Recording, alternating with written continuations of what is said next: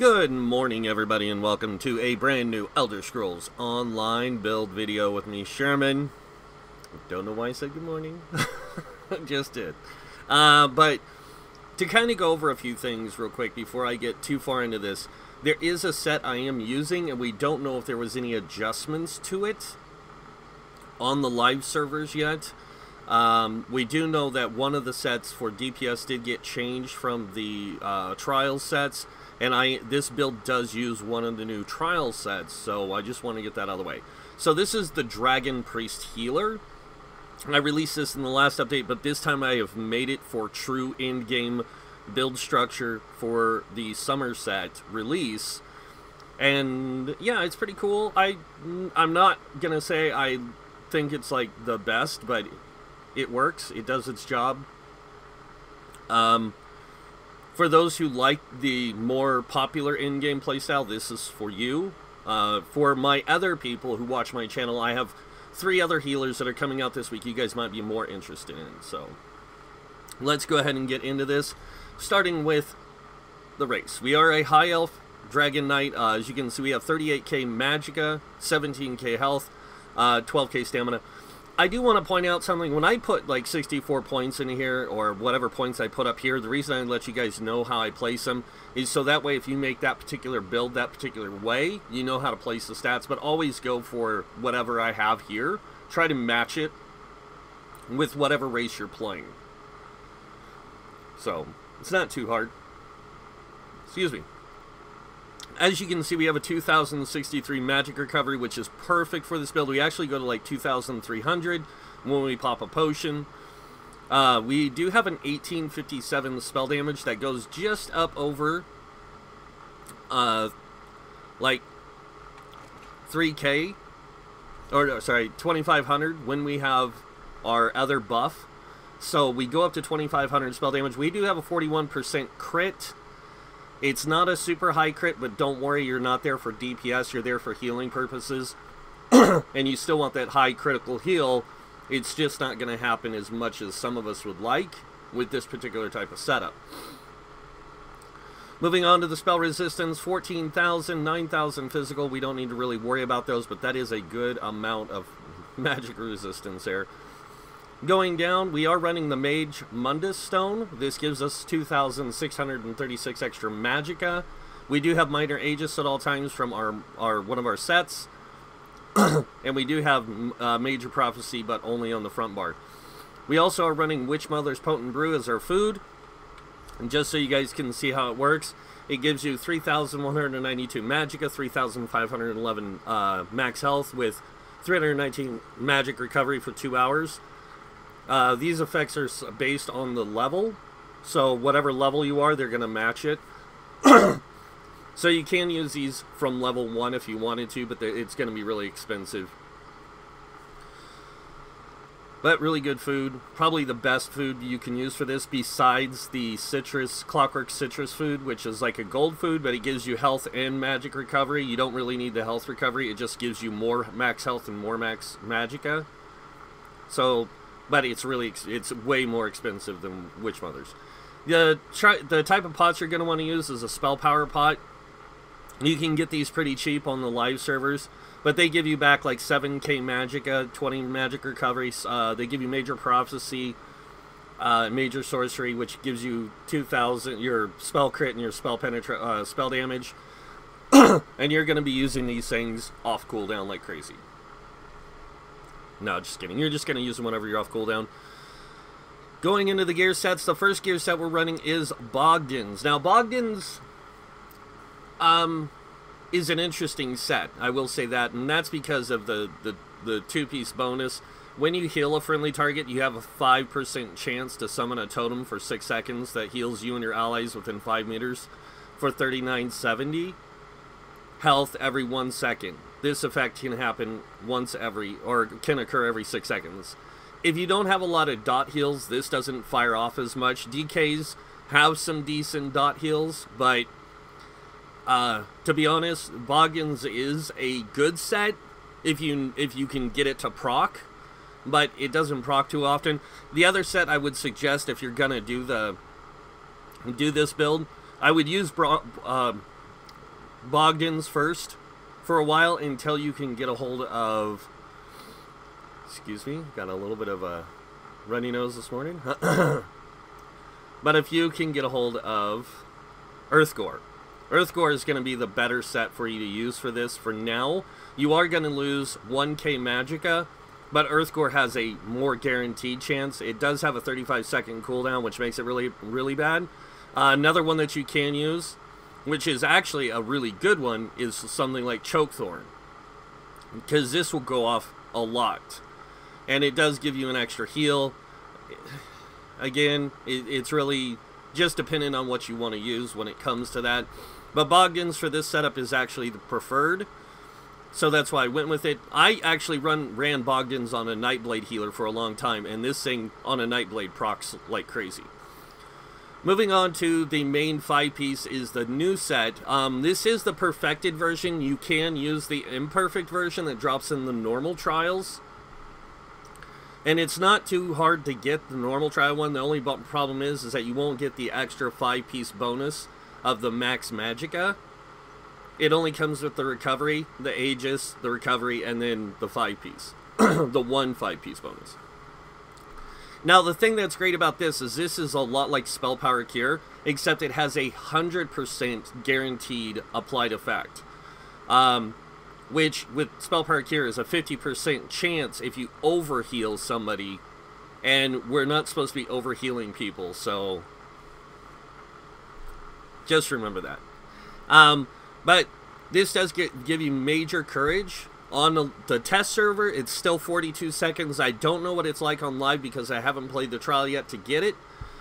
But as you can see, it gives us major courage, which increases weapon and spell damage by 258. This effect can be reapplied every 10 seconds.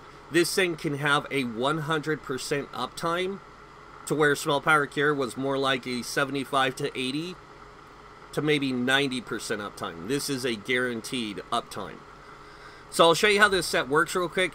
You have to be in combat for it to work. It will not work out of combat. So basically all you have to do is hit a target, or your group has to be in combat. When you lay the circle down, you'll see it makes another tiny circle inside. It is a 5-meter radius circle. So your group has to move through this to gain the buff. Once they gain the buff, they get it for 43 seconds. It is the longest, or 42 seconds, but it's the longest lasting buff in the game. So this will apply to your spell damage and your weapon damage, and it applies it up to a total of 12 members. So this is way powerful than Spell Power Cure. But it's a small place, so your people have to be stacked in order to get it. The next one is Jovials. Jovials is a really amazing set. The one thing that's really great about Jovials is two things of recovery. The 4-piece, healing done. The 5-piece increases the duration of all major buffs, minor buffs, and damage shields you apply to yourself and allies by 40%. So that means if I use Reviving Barrier, it lasts for 42 seconds now, up from 30.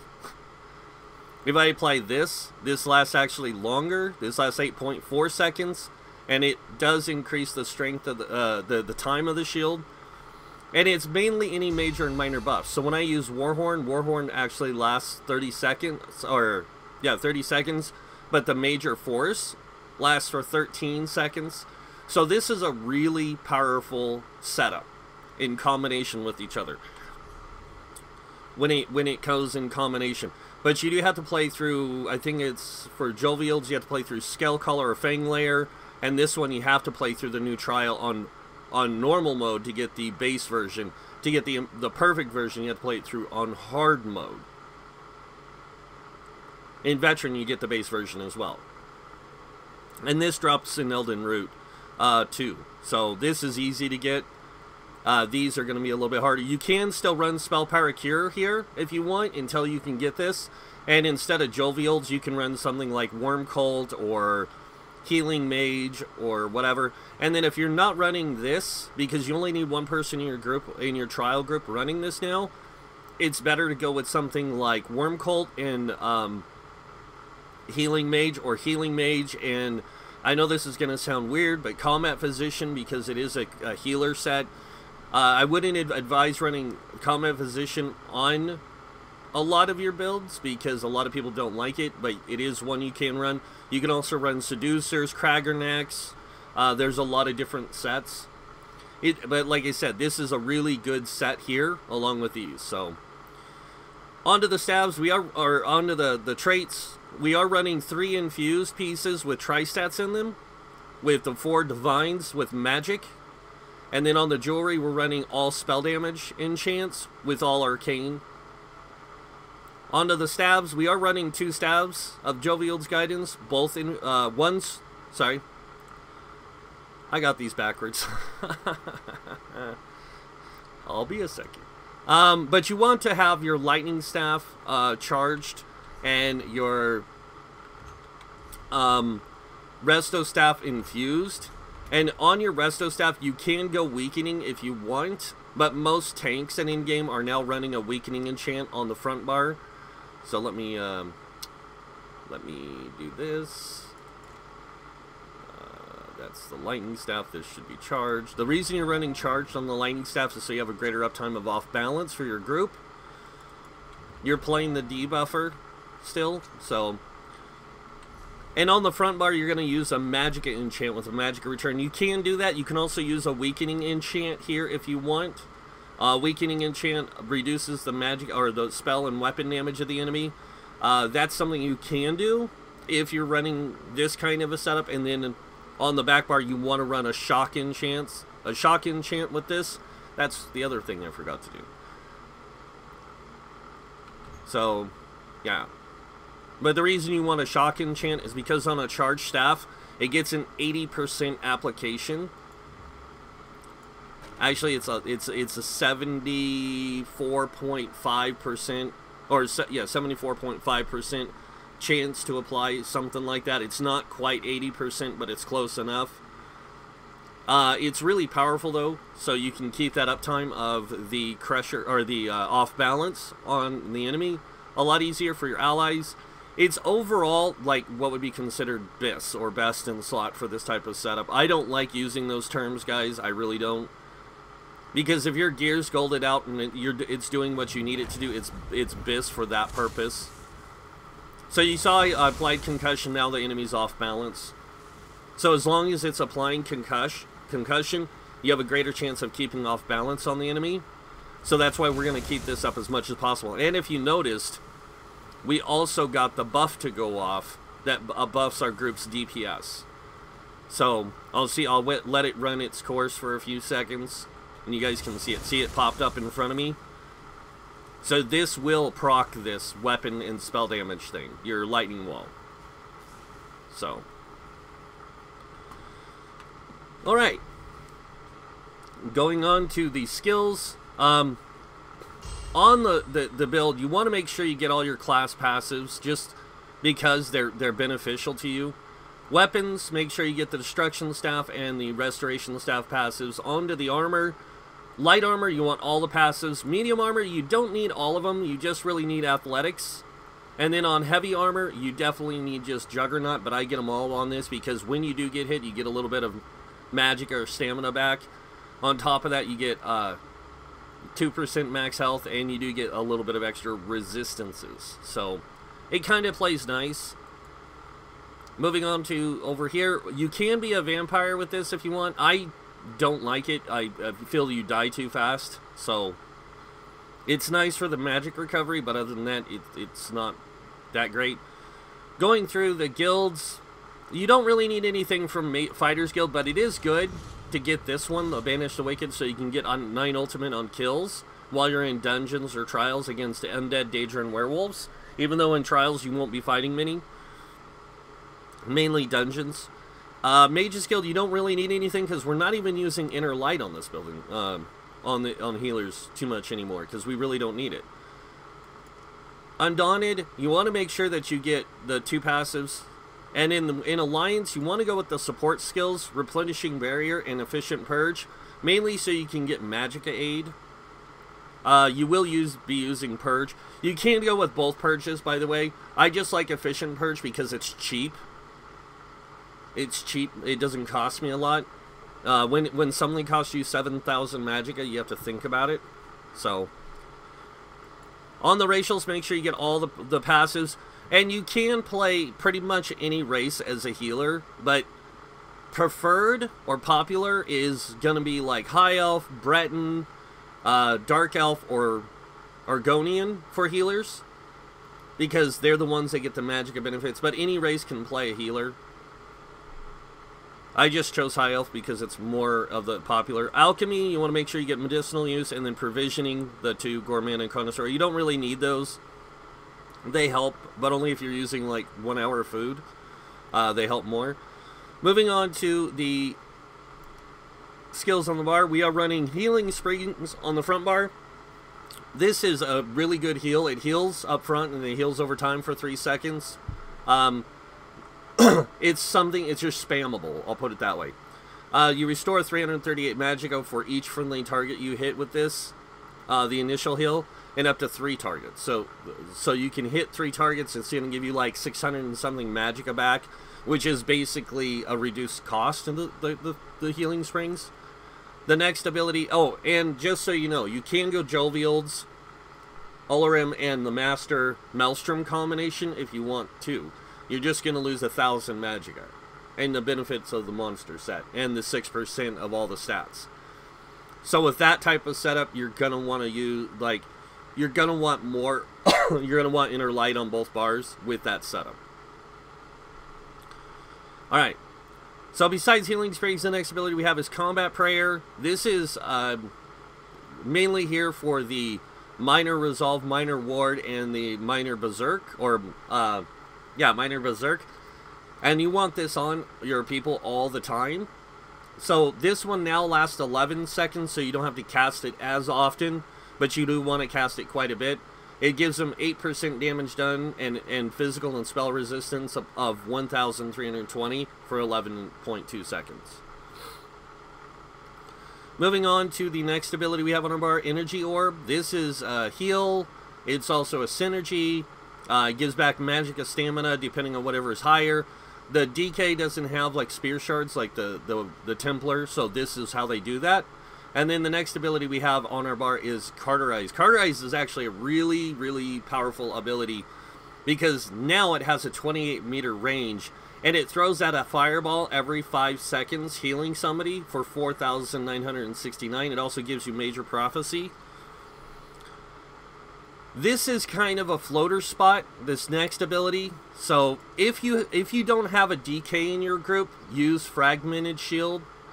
If you have a DK in your group, use Ward Ally or the other ward from the Resto staff, Healing Ward or Ward Ally, your choice. I like Ward Ally because it puts a shield on me and my ally.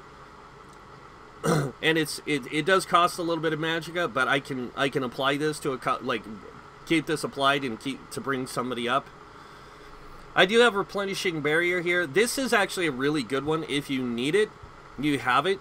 And as you can see, guys, it does a 12-meter radius for 42 seconds. It gives your allies a very powerful damage shield. And each time the ward dissolves, you restore 6 ultimate and get 573 magicka. So this is really good on healers, but you won't be using it that often. On the back bar, we do have Obsidian Shard. This is like our version of Breath of Life, but it does damage and it only hits a single target. But if you watch, well, let me go ahead and buff up here. And I will go ahead and do that, and then I will go ahead and pop my potion. Now watch what this heal looks like. That's an 18k heal. So it will heal 1 target, and it's really cheap on magicka. You can spam this thing if you wanted, and it will heal you and 1 random target. So it's like, or it'll heal either you or a random target, whoever's taking the most damage. And you can do that pretty easy. And 1 heavy attack after doing that, and boom, you know, you're gonna get a lot of your resources back. So you get 4,100 and something back. All right. So next ability is Blockade of Storms. This does shock damage. This is also a way for you to play some DPS when you're soloing, that kind of stuff. I've played this build both in, like, tested it both in the new trial and in dungeons, and then also played it on my own to see how well it handled on its own. It's good on its own, but it's still not in that place where I like it to be. I would have to say I would carry like a combat physician's set with me to trade out when I wasn't playing this way. So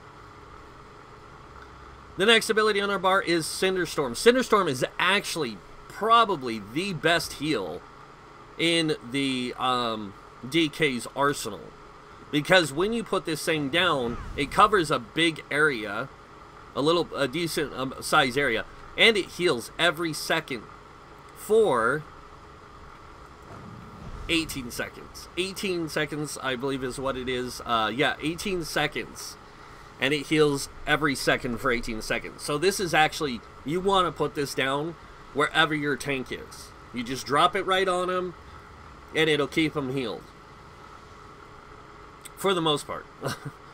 The next ability we have on our bar is Elemental Drain. This is just, all healers have this now. It's just kind of a natural like thing. It gives you Major Breach for 24 seconds, reducing the spell resistance. But you mainly have it here for the minor Magicka Steal to the enemy for 24 seconds. So when you apply this, anytime you do damage of any kind, it's supposed to give you Magicka back. If you're wasting Magicka, you'll see that now I'm getting Magicka back. But it only does it for the duration. So for me, it's not needed. It's for the DPS mainly that I'm applying that. So the next ability again, Efficient Purge. Very powerful ability. It removes 2 negative effects and reduces the duration of any further negative effects by 50% for 6 seconds. This is a cheap one, so when you cast it, as you can see, it's not like consuming a huge chunk of our resources. And we're getting like some of that resource back from our recovery, so it makes it really good. It does have an 18-meter range, so if your allies a little bit like spread out, try to stay in the middle of them so you can reach all of them with this. And then the next and last but not least ability is Aggressive Warhorn. Aggressive Warhorn is pretty cool. Max magic and max stamina by 10%, max health by 10% for 30 seconds. And then it increases your critical damage done by 15%. Now, critical damage buffs only apply to damage now, not healing. They used to apply to healing, and this is why you're seeing this shift in the in-game healer builds to using all spell damage, is because of the fact that you need that spell damage now in order to make your heals hit for good, because you're not crit healing as powerful as you were before. So you only get the crit heals from your CP and that. Which, speaking of, moving into CP now, going into the red tree, starting here, we have 56 in the Ironclad. This reduces your damage taken by direct damage effects by 20%. 23 into Thick Skin, reducing damage taken from damage over time effects by 10%. Hardy Elemental Defender, both 56, reducing damage taken from poison, disease, and physical damage by 12%. We have 40 into Bastion, 19 into Quick Recovery. You can put this 19 into something else if you wanted to. You could go in and put it into Thick Skin if you wanted. I like to have that 19 because I like getting that little bit of extra healing on my character. It's really nice. So, moving on to the Green Tree, we have 26 into Warlord. This gives us 11% break free cost. We have 25 into Sprinter, giving us a 15% sprint reduction. In the main middle tree, the Lover, we have 76 Arcanus, increasing magic recovery by 17%, 76 in the Tenacity, giving us 14% magic return on our heavy attacks.